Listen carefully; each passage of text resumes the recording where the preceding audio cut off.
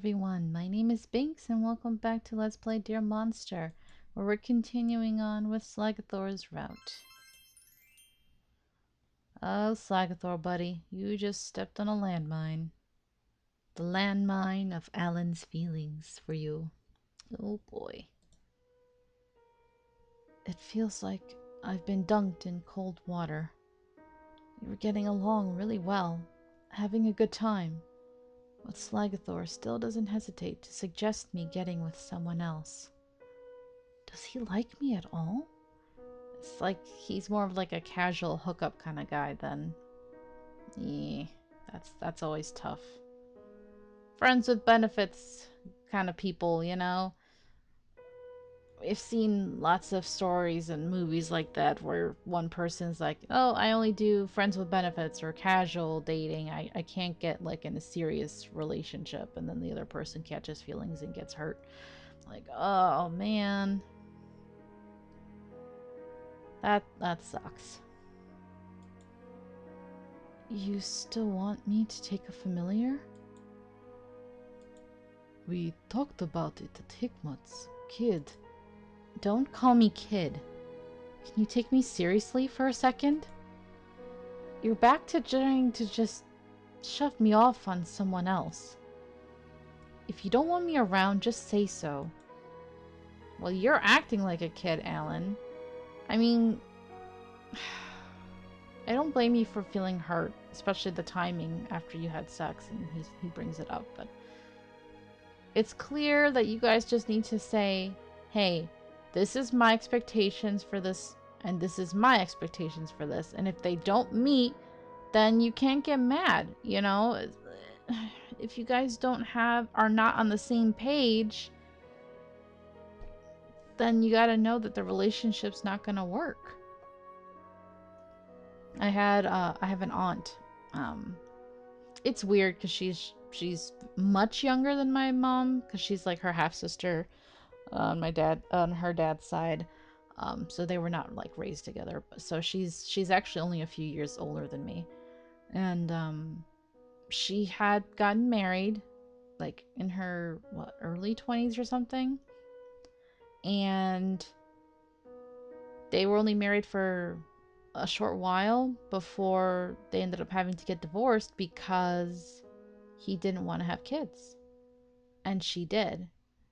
And I don't know for sure if that's the conversation they had before and like she hoped she could change his mind, or if he was vague about it and at the time and he was like, maybe later, maybe I'll change my mind. But I feel like if you're in a serious relationship with someone and you want to spend the rest of your life with them, or you see a future with them, that kind of conversation needs to happen. You have to both be on the same page and see like, hey, I don't want to spend more time. I hate to say waste time, but like I don't want to spend more time in a relationship with someone who doesn't have the same life goals as I do. Especially when you're marriage and children, like, you know, because having babies, you know, we have a ticking time clock there. Thank goodness I don't plan on actually having babies, so that's not my concern. I mean, I'm thinking of adopting, but I don't actually want to have babies. I'm like, whatever. But, yeah, that's... Oh, Alan and Slagathor. No. You guys... I know Slagathor's trying his best, and Alan is just a little sensitive. Oh. Come on. Talk it through. Talk it out. Alright, not a kid then. Alan. I'm not trying to get rid of you, it's just... You just got a sense how good your magic felt, yeah? It can be great for you, or it can be incredibly dangerous. And either way, I'm not good for you. You need someone who can help you control it. All I can do is scrape some off the top and hope you relax on your own. I mean, he has a point, right? With these other guys who are able to become familiars and can use magic, that's the difference. Whereas Slagathor can't do that. And that's really sad. No, we like you, Slagathor. So, it's not that you don't want me around, but you would rather not have to deal with my magic? Alan, I mean, yes, but also no. Why'd you have to take it like that? Alan, I'm not telling you get lost or anything. Think it through for a second here. I told you about your grandmother going missing. The way Theodore vanishes for weeks at a time. That's the bloodline you've got in you. I don't fully understand it, but it's clearly got power. I can't hold that flood back for you. And trying to force it isn't fair to either of us. Look, Alan, I like you, alright. I think you're fun, you're clever. You've got a lot ahead of you. Not to mention you're gorgeous and we have a good time. If there was nothing else going on, I'd be fighting to keep you around as long as I could. Ooh, this is a painful rejection. Oh, damn. Poor Alan. Because he's like, yeah, it's not your fault, but yeah, you have this powerful magic inside you can't control. And it's too much for both of us, so it is what it is. Oof. But you've gotta get a handle on that magic before it lashes out and hurts you again, or does anything else you can't come back from as easily as before. And we both know I can't help you. You've been helping me. I don't want a familiar. I don't want a life bond to a person I don't know, just because I'm scared of my magic. I'd rather have no magic at all and just a normal boyfriend. Can you at least talk to the others? Explore some more today. Try and learn a bit. Get information on magic from someone who actually knows what they're talking about, alright? Fine. But just to learn. You're really stubborn, you know that? Try to spend the afternoon with somebody, alright? I'll see you for breakfast. It's a very clear instruction not to come back to him until tomorrow. I mean, it's true though. Alan has been clinging to him since the beginning, right? And avoiding everybody else. It's like you're kind of not even giving anybody else a chance. But hey, the heart wants what it wants, and clearly he's like already head over heels for Slagathor, so yikes. Fine. Breakfast then. Oh, painful. Painful. I head back into the mansion in a funk, but I only reach the hall before I come to a stop. The only rooms I've really explored on my own, the kitchen and the library. I know my way to the greenhouses, but Hikmet gave me the impression he didn't want me around even more than Slagathor. I could also wander, but I remember Slagathor's warnings from the first day I spent in the mansion, telling me that several doors were actively holding dangerous other realms inside strange little magic pocket dimensions. Guess there's only one choice. I head for the library. If nothing else, I can read for a while and distract myself.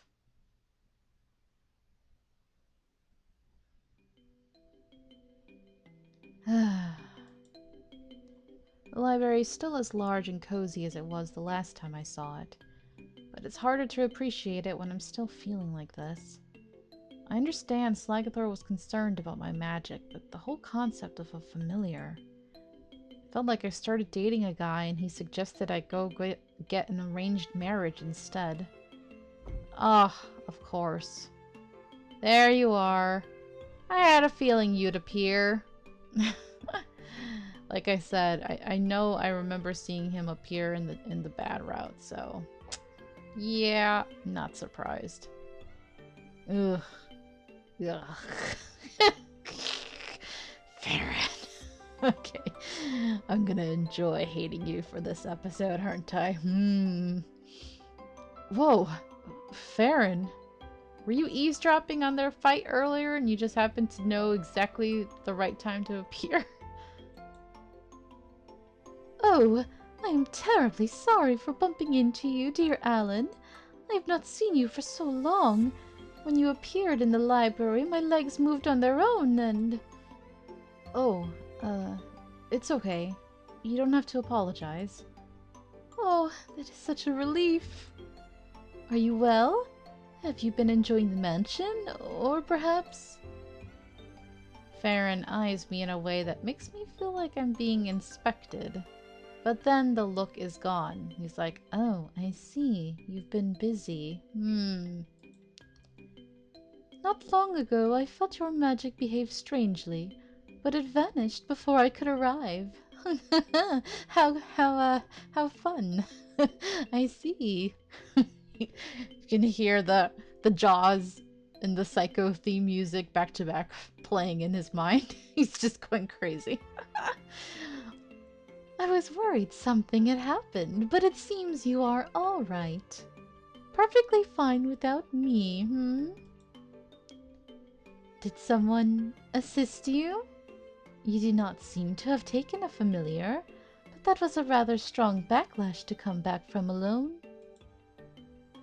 The topic rubs my sore spot, but I try not to seem as frustrated as I feel.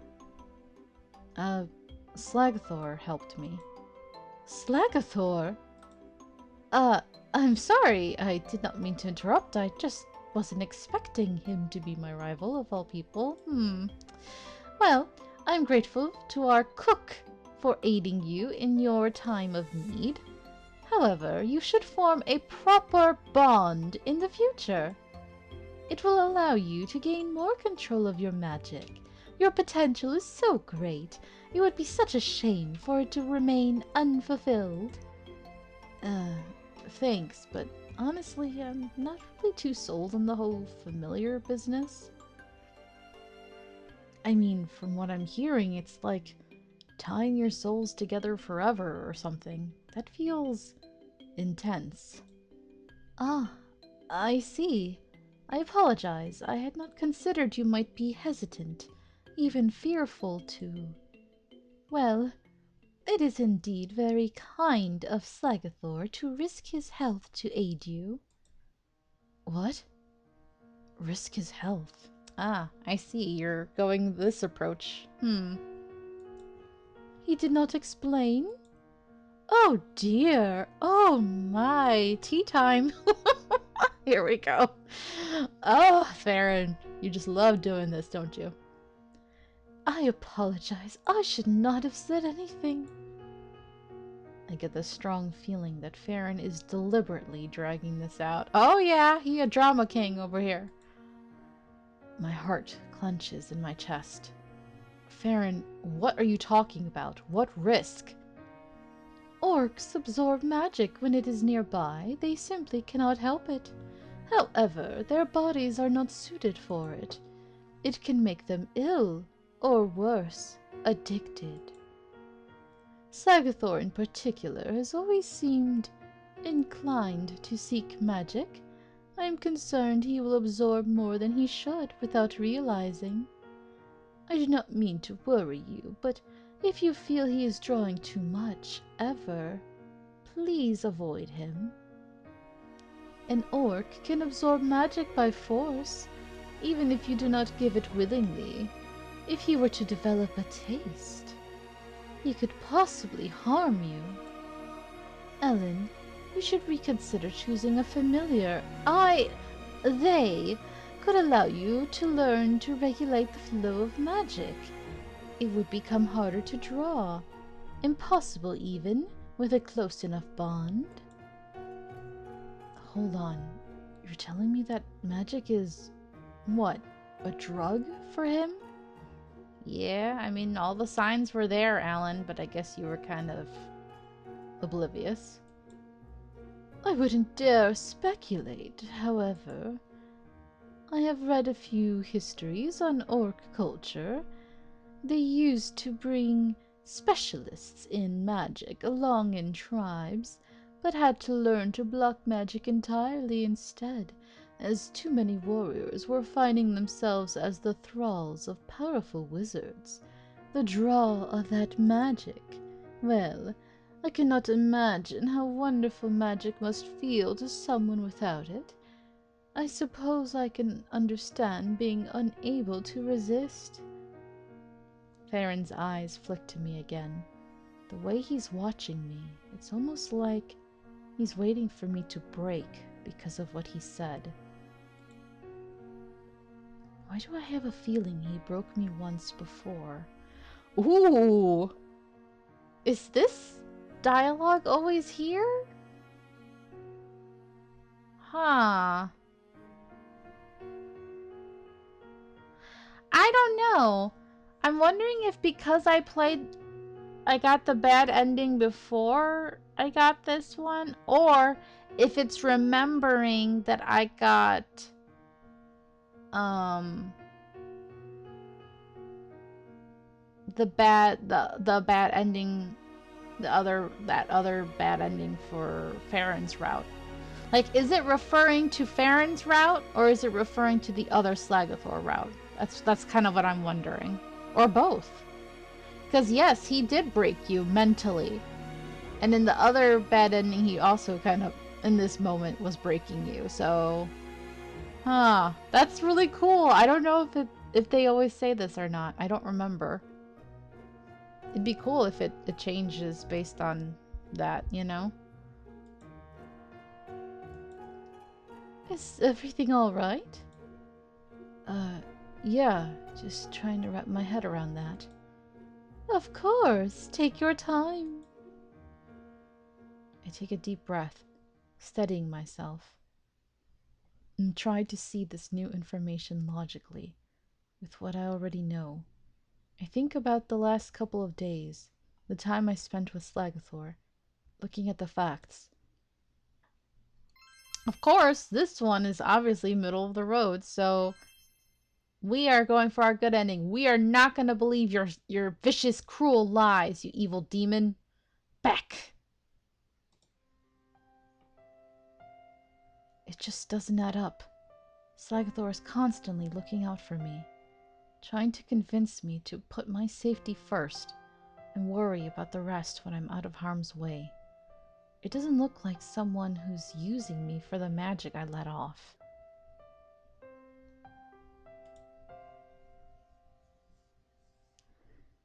I think about the berries.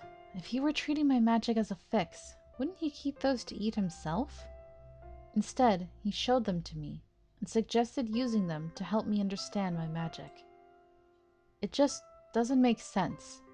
I'm clearly missing a piece somewhere, but I don't think this is it. No matter how I feel about what Farron said, though, there's a single logical conclusion for what I need to do next. I need to talk to Slagathor. Even though he told you to stay away. Yeah. The trouble is, he specifically told me not to come back today. Part of me wants to head back anyway, but it feels pathetic. There's not that much left of the day either. I could probably just do something small and come back around when I've had time to cool off a bit. But I'm not even sure what else is in this mansion at all, other than the library. What the hell do I even do? Ellen? Are you alright?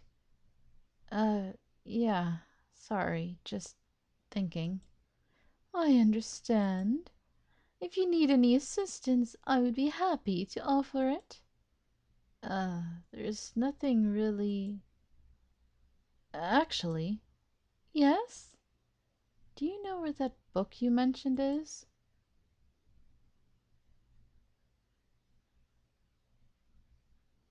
Farron gets the book for me, and I spend the rest of the evening curled up in a chair by myself, combing it over.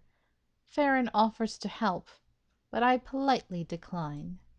He's obviously looking for any excuse he can to stick around me. I'm not sure I like it.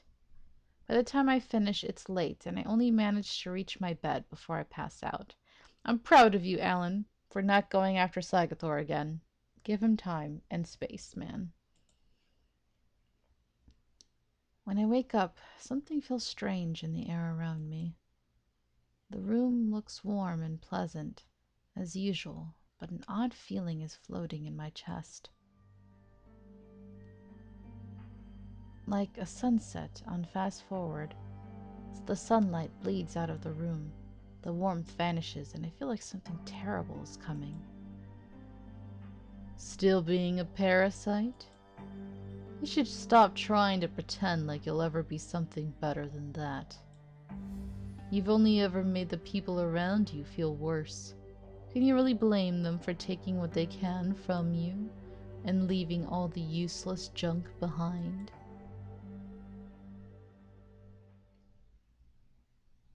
I wake up, but even though the room is back to normal and everything feels real, I still have a creeping feeling of anxiety. That hurts, man. Every time he sees that gray version of himself, knowing that that is the fault of his aunt, that really sucks. Then again, it could have less to do with that dream and more to do with the fact that it's time for me to talk to Slagathor about what I've learned, both from Farron and that book. Nothing in my life makes sense right now, and if I don't get some straight answers, I'm going to lose it. I just hope the Slagathor has the answers I need, and that I'll know what to do when I get them. The house feels oddly empty. Even walking through the halls, I'm a little anxious that I've made some kind of mistake, or that I'm still dreaming. When I get to the kitchen, it's also empty. The soft sunlight in the window tells me I'm not wrong about the time. It's early morning. Slagathor should be making breakfast, especially since he agreed to meet me. Slagathor? I look for the bell he mentioned, but when I peek under the helmet on the counter, it's not there. I look at the door, but the door is open. Uh, ah? Oh. Oh no. Oh no. Eek. Uh, I'm gonna have to censor something. I just remember. I think you can, kind of see what's happening here. That's it, kitten. My blood freezes. That sounds like. Is that Momo? And Slagathor? Are you shitting me? I was already angry, but this. Maybe Slagathor and I hadn't set anything in stone, but I thought we were. Something. I reach forward, pushing the door open. Oh, I don't have to censor this yet, but there you go. um, yeah, I'll let you guys see this. You guys can tell something's going on, so the rest of it I'm sure they'll show, and then I'm not going to show that at all, so. Slagathor? I yell out. Yeah. I yell out on sheer reflex, but the two don't even acknowledge me. They're too tangled up in each other. Slagathor drives relentlessly into Momo, the expression on his face foreign to me. Not the oddly soft smiles I get sometimes, but more of an erotic, feral grin. Momo's expression matches his. My eyes flick constantly between each of their sharp teeth and the point where they connect. Okay, so I had to cut out the midsection, unfortunately, while they but Alan was freaking out and upset, and then he realized that he was confused because he was like, wait a minute, didn't I already come in through the door? But why did I come in again through the door? And like everything feels weird and off. Um and then Momo looked at him and he was like, oh yeah, this is real, but not from right now. It's from the past. And he's like, oh, it's a memory. And he's like, why are you showing this to me? So this is him kind of talking. And you know how Momo is able to do illusions. And Momo doing this, by the way, is partly why I could not stand him after I finished playing the whole game. um, I might like him a little more after playing through his route, and I know that knowing him better now, I know sometimes he like tests people and pushes them, but this is still really cruel to do that to Alan. You know, like come on, man, don't do that. And we saw in the other one that they were talking. They're like, "Oh yeah, me and Slagathor used to sleep together or whatever." So it's not a surprise to us, but this is a hurtful shock surprise to this Alan. You know. Oh, darling, you have so much to learn. It's an illusion, just a crude little one to get your attention and slow you down. Shame you know so little about magic. It makes this feel almost like cheating. You had a pretty good sense of grounding for being new, you know. Most people don't realize anything's off until it starts breaking physics. It's almost enough to distract me from wanting to eat you. What? What did I do? You tell me. Momo jerks his head towards Slagathor's door. He is pouting. So, yeah, this is Momo's cruel way of punishing Alan because he's like, how dare you upset my favorite cook, my friend? You know, we know that he's very protective of his friends. So that's why he was testing Alan before in Hikmat's route, and he was kind of being a dick then. And now he's doing it during Slagathor's. But did you have to do it like that? It's like, dude, come on. He's such a jerk. Ugh, Momo. Sluggy does not pout. He's an insufferably cheerful ray of sunshine that stands glued to this counter and fusses at me about vitamins. And all of a sudden you leave the kitchen yesterday in a tiff, spend the evening with our lovely house mother, and now Slagathor is in a genuine mood. Oh, so you all know that Farron was with him? It's not like he wanted to be with Farron, okay? So, coming from all of us here at the mansion, meaning myself and Hikmat, because Farron is a creep and the lizard is a parasite. Oh, so you admit that Farron's a creep. Great. Fix him. Momo vanishes without giving any clear indication of where he went, and the last of the strange, dreamy atmosphere in the kitchen disperses. You're trying to help fix their relationship, I guess, but you also almost ruined it. Momo, why are you like this? Poor Alan. What the hell? Coming in, I was ready to demand answers. I felt like Slagathor had been hiding something important from me.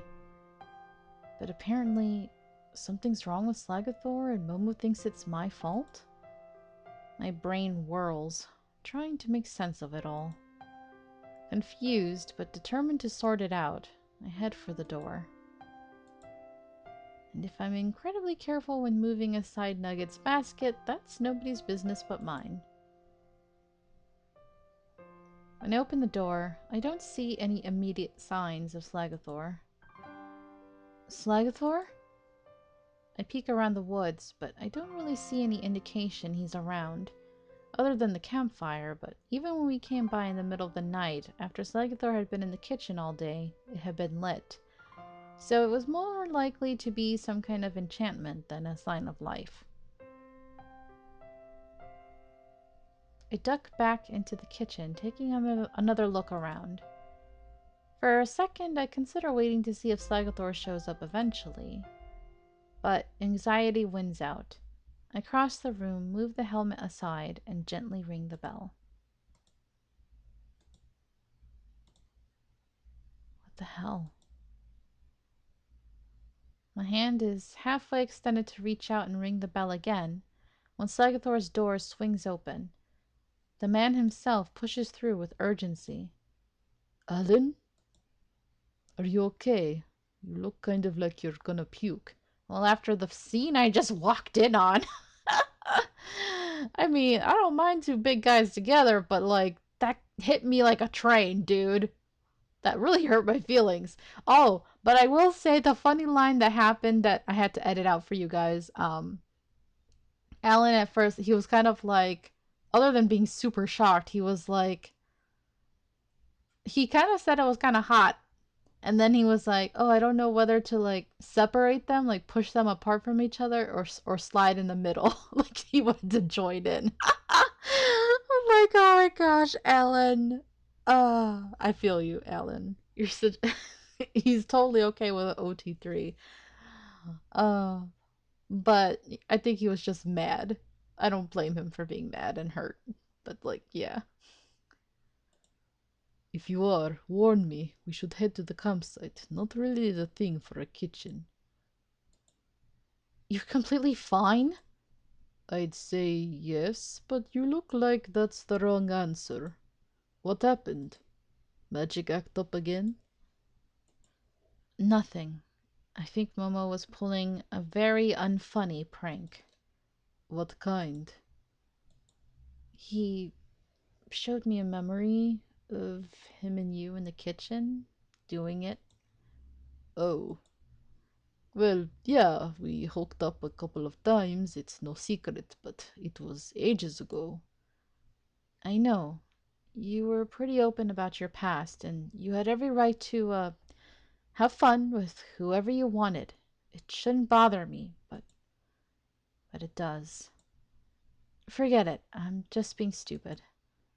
I, I'm not great at this stuff, but whatever this is, I mean, whatever we have, it's different from me and Momo, or whoever I hooked up with in the past. It is? Yeah, Okay. Momo, huh? He came and got you? So, you were upset.